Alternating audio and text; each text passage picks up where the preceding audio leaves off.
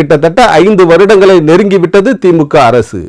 இந்த திமுக அரசு மக்களிடம் பல்வேறு எதிர்ப்புகளை சந்தித்துக் கொண்டிருக்கிறது. கருத்தியல் ரீதியாகவும் பல்வேறு மட்டத்திலும் திமுக பின்னடைவை சந்தித்துக் கொண்டிருக்கிறது. இதுதான் இப்போது அதிமுகவிற்கு வெற்றி தரும் ஒரு வாய்ப்பாக இருந்து கொண்டிருக்கிறது. பெண்களுக்கு 1000 ரூபாய் தரும் திட்டத்தை மட்டுமே இவர்கள் நம்பிக்கொண்டிருக்கிறார்கள். இந்த 1000 ரூபாய் திட்டம் கூட 3 வருடங்களுக்கு பிறகுதான் துவக்கப்பட்டது. இப்போதுதான் 1 வருடம் ஆகிறது இந்த 1000 ரூபாய் கொடுத்து.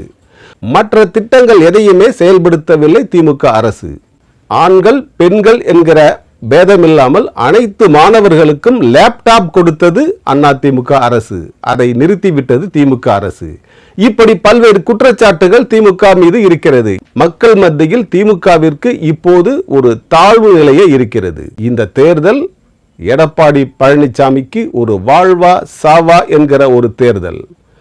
அப்படி எடப்பாடி பழனிசாமி வெற்றி பெற்றால்தான் அவர் தொடர்ந்து அதிமுக தலைமையை தக்க வைத்துக் கொள்ள முடியும். அப்படி இல்லை என்றால் எடப்பாடி பழனிசாமி அதிமுக தலைமையிலிருந்து தூக்கி எறியப்படுவார். அதாவது நடிகர் விஜய் தனித்துதான் போட்டியிடுவார். அவர் பின்னால் பல கட்சிகள் செல்லக்கூடும். அதே போன்று அதிமுகவும் ஒரு கூட்டணி அமைக்கும், திமுகவும் ஒரு கூட்டணி அமைக்கும்.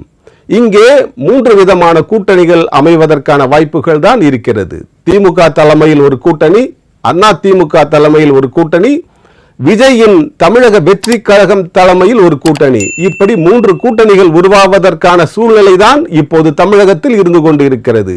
இந்த 3 கூட்டணிகளும் தான் வரப்போகும் 2026ஆம் வருட சட்டசபை தேர்தலை எதிர்கொள்ளும்.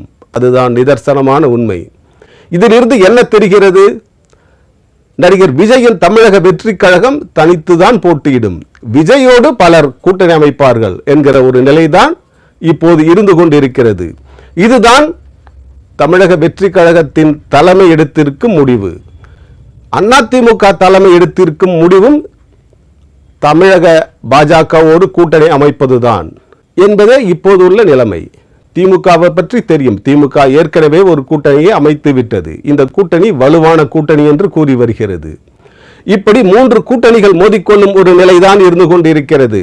இந்த 3 கூட்டணிகளில் உண்மையில் யார் வெற்றி பெறப் போகிறார்கள் என்பதுதான் இப்போது மிகப்பெரிய கேள்வியாக இருக்கிறது.